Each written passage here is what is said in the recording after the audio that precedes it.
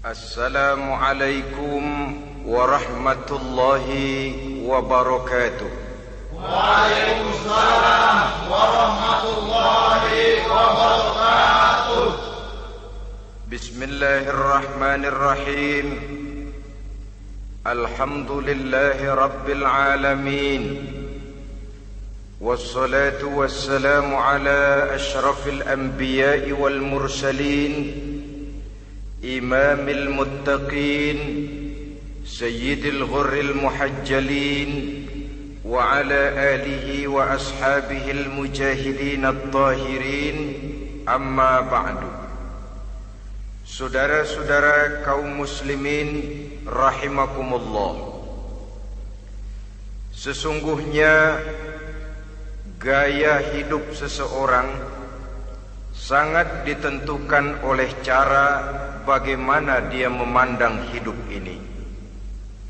Dengan kata lain, bagaimana seseorang memandang hidup, begitulah dia akan hidup.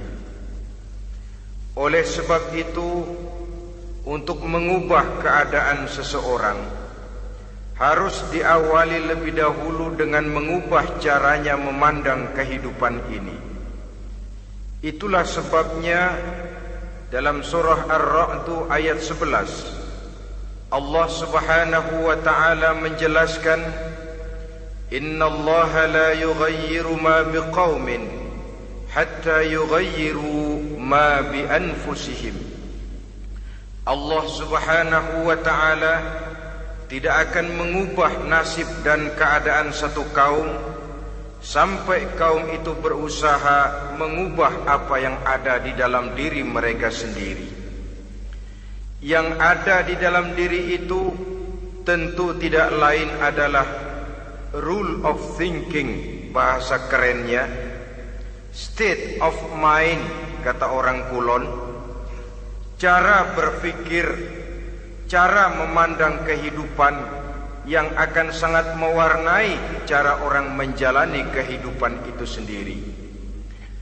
Oleh karena itu, pada pertemuan kali ini kita akan membicarakan tentang dasar dan tujuan hidup dari seorang muslim di dalam kehidupan ini.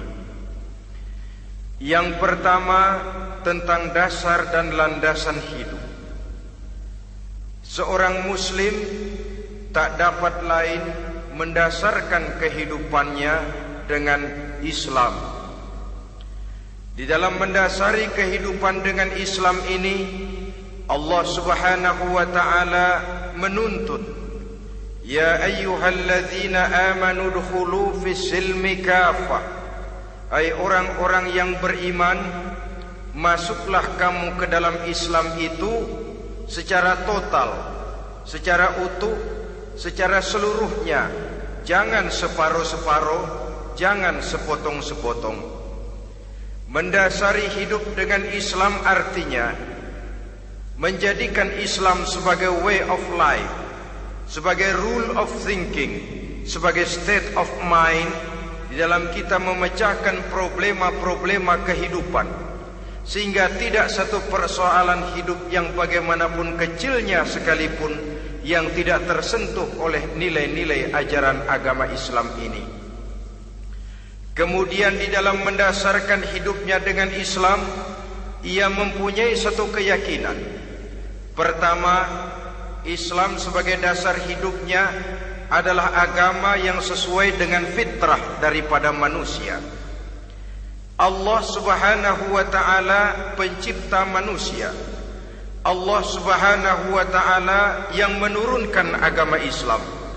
Oleh sebab itu, tentu saja seluruh konsepsi Islam ini sudah diukur sedemikian rupa sesuai dengan kemampuan yang dimiliki oleh manusia. Secara logika bisa kita katakan, pabrik mobil di Jerman misalnya bikin mobil namanya Mercy. Seiring dengan itu dikeluarkannya buku petunjuk. Mobil ini bernama Mercy, kecepatan maksimal sekian ratus kilometer per jam, daya angkutnya sekian ratus kilogram, kalau rusak memperbaikinya ini onderdilnya itu umpamanya. Karena pabriknya yang bikin mobil, lalu pabriknya juga yang mengeluarkan buku petunjuk, tentu buku itu sesuai benar untuk mobilnya. Dan logika mengatakan tidak bisa kita punya mobil Mercy rusak, kita perbaiki dengan menggunakan buku petunjuk yang dikeluarkan oleh pabrik mobil Fiat. Tentu saja mobil makin rusak, acak-acakan dan tidak karu-karuan.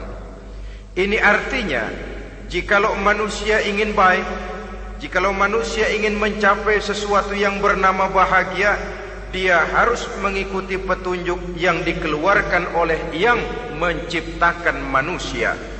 Dan petunjuk-petunjuk itu telah turun dalam satu konsepsi yang bernama Islam yang sesuai dengan fitrah manusia.